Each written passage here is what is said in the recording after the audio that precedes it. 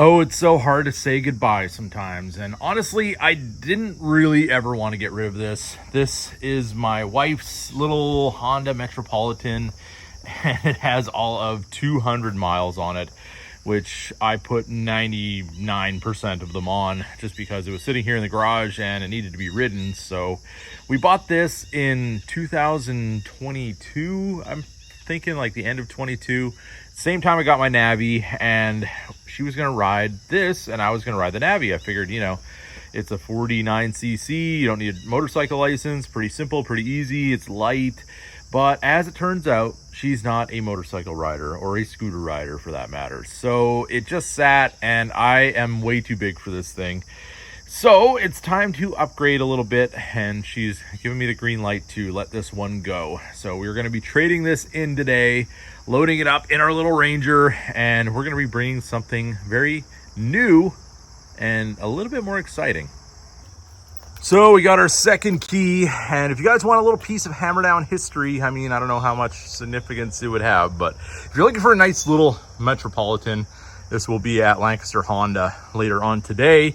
So feast your eyes and get your hands on this beautiful unit, and my loss is your gain.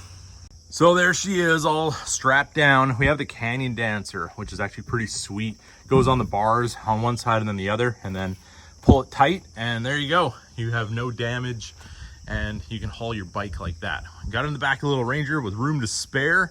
So on to the next chapter.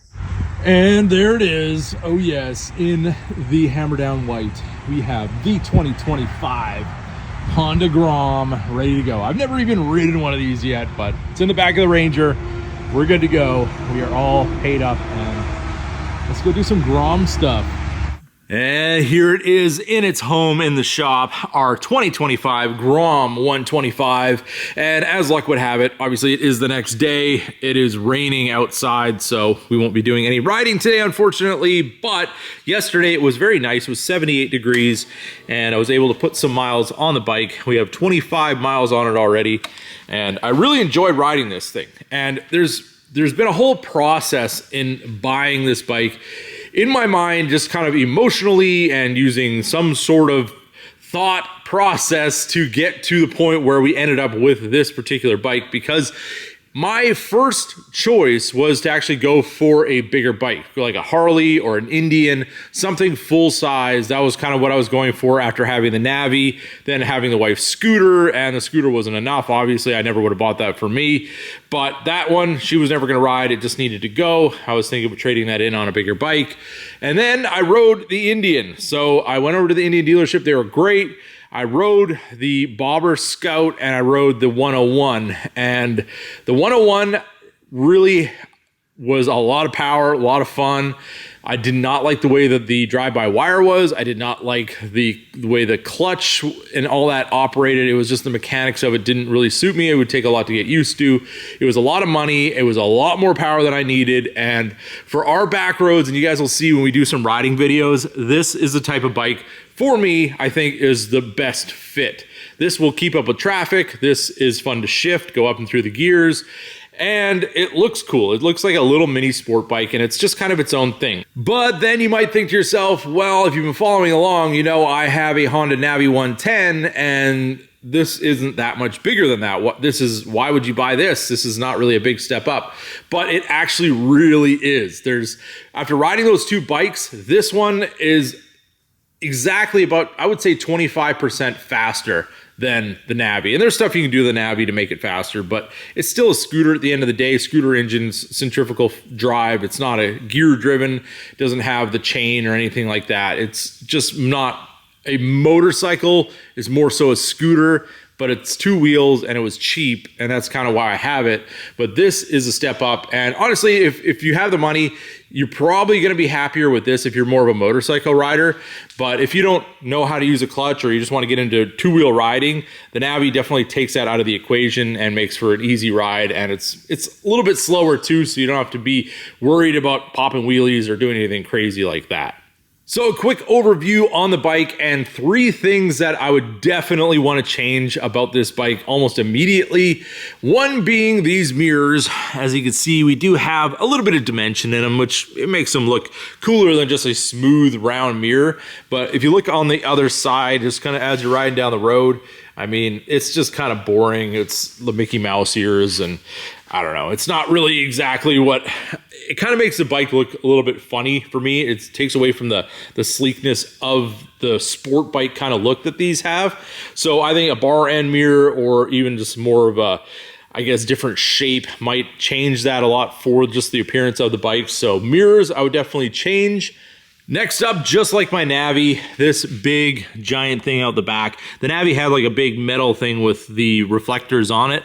This one has this little kind of rear fender deal where your license plate comes out, and it's too much. It takes away from the back of that tire look, and it's definitely got to go. So we're gonna tuck that back in, get a bracket for it, make it look really nice. And then we have our seat. Well, the seat on this bike, I'm a 250-ish pound rider, about 6 feet tall, maybe a little less. And this seat, it's okay. I mean, it's brand new. It only has 25 miles on it. It might break in a little bit. I find the Navi seat isn't nearly as hard as this one. This seat is super hard for me. Maybe a smaller rider might not find a problem with it, but for me, this thing is hard as a rock, and it's gonna need some improvement. So I have, even before I brought this bike home, I made an order. So we have something to correct that. So definitely stay tuned for an upcoming video on our seat solution. So I know I said 3 things, but I think there's definitely 4. These levers too. These are just stock parts box levers. They're very big, and yeah, they can be improved on. These look like they came off of, you know, a bicycle from the 70s or something like that. So obviously they're just going to give you the standard version, and you can customize however you like. So I think a nice looking, maybe a black. I'm not sure if I'm going to incorporate red on this bike, just because we do have the gold on here as well, which really looks good on these forks. I'm really glad that they did that. Looks very sport bike like. So yeah, we're gonna be doing some levers, I believe, on this one too. So some of my first things that I noticed about this bike, when you are riding, I felt like this is very light, and my foot wants to move a little bit when I'm doing my shifts. So this is kind of unnerving to me a little bit. I don't know if there's an option that we can get different pegs for it. It's just kind of the way it is with the rubber, I think, or the type of shoe I was wearing. So wearing just like a skate shoe when I was riding. Maybe with boots, it'll be a little different. But yeah, it's just something I noticed that did move a little bit and kind of felt a little bit off to me when I was riding. So yeah, I might be doing something about pegs. I really do like the white color with the new graphics. It's pretty clean. It's got the Honda here on the back fender, and then you have, it's just GR and then OM, because Grom as a word just kind of looks a little bit goofy to me, but when they do like the GR, it kind of sounds like, you know, something sporty, and then the OM almost doesn't even look like an M, because it looks like the lines like that. So I think they really did a good job of taking the Grom name and making it look cool, because I've seen other ones that maybe it just wasn't the same aesthetic as what we're achieving with this. And I really do like the way that they did the gloss black in here with the white, very Stormtrooper-esque, and then the gloss on the engine really pops, looks really nice. I think what we can do also, they do have a lower fairing you can buy for these, and it's in gloss black. It says Honda on the side. I've been going back and forth over the last day or so of whether I'm going to get that or not, but I think I might. I think it's going to really add a little bit of dimension to the shape of the bike. So now hopping on to our seat, we do have this very sport bike like gas cap, and it is, I believe this is aluminum. It looks very high quality. It's not plastic or anything like that. So I do like that about it. I do like the way that all this kind of comes together. You'd have a very nice riding position, and all your controls are pretty easy to figure out. We got our start button over here. We got our kill switch over here. We do have a master cylinder on this, unlike the Navi, which is just cables and terrible drum brakes. We do have our horn right here, which is a little bit different shape than our signal lights, so it's not as easy to hit that by mistake, and it's a different color. And the bars I really do like. I like where they're at, where my hand position is. I don't want anything lower than that. I don't want to be leaning over this thing. It's not a crazy, you know, Gixxer 1000. This is a Grom. It looks sporty. It's just made for fun, and that's exactly what it's been for me so far. So we'll turn our key on, see everything fire up there. You can see that white indicator in the middle. I believe that's our shift light. Then we have our neutral indicator up there, so it's easy to see. Make sure that you grab neutral before you let that clutch out at a light. We have our gear indicator, we have our odometer, we have our miles per gallon, speedometer, then we have our tachometer, fuel gauge, and clock up in the corner. And then we have our buttons here where you can set things and all of that. We have our master cylinder here for our brakes. We do have hydraulic front and rear brakes, which is very, very nice compared to the Navi or some of the smaller bikes that just use cable and drum brakes. So yeah, you can definitely expect a big upgrade in brakes on the Grom compared to the cheaper counterparts.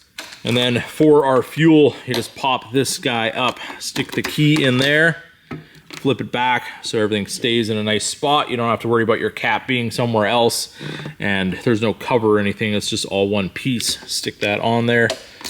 Key comes out, flop that over, and you're ready to go. Another nice thing about the Grom is, I've had this on some of my other bikes, you turn the bars all the way to the left, and then you push down on the key and turn it to the next click, pull out your key, and then bars are locked. So you got a little bit of security there. I do really like the way that they incorporated some matte finishes as well. We do have the matte finish on the plastics. We have the matte finish on the wheels. And it just really nice contrast with everything. And if you get brake dust on there, you're not gonna see it as badly as if they were gloss. So we have the silver, we have the bronze, we have the matte, and the gloss black, and then with the white. I think it really comes together nicely. And with some of the other things that I'm going to add to this bike, it's gonna be a pretty sharp little Grom when we're all done. And being that it is a little bike, you can still actually get a passenger on here. It has a little loop here for your passenger to hang on to if they don't want to hang on to you. And then we have nice little passenger pegs back here that you can flip up. So yeah, if you can slide it far enough forward and operate this thing safely, you can have somebody ride on the back with you. Then here's a little look at the front of the bike. We have our LED high and low beam, and we do have a little bit of sparkle in the paint, which looks very nice. The tires on it seem pretty decent. The brakes look very nice. They're nice and big, and they perform really well, especially for heavier riders, because a lot of times, well, I mean, this is a grown-up toy, so sometimes if you're over 200 pounds, you might wonder how this thing's gonna perform, and I can speak to the fact that it performs very well. The suspension handles me very well. The rear suspension's good. I noticed with some of the other bikes that if you hit a good bump, you will bottom them out, especially the scooter. And yeah, that was why we got rid of the little 50 scooter. That thing was definitely not made for a person like me, and not my riding style at all. You can also see in our LED headlight, it does say Honda right there in the middle on the chrome bar, just to add a little touch. And then we do have the amber indicators on the back. Our little tail light is there, and once we get this big honking thing out of the way, this will all tuck in there and look really nice.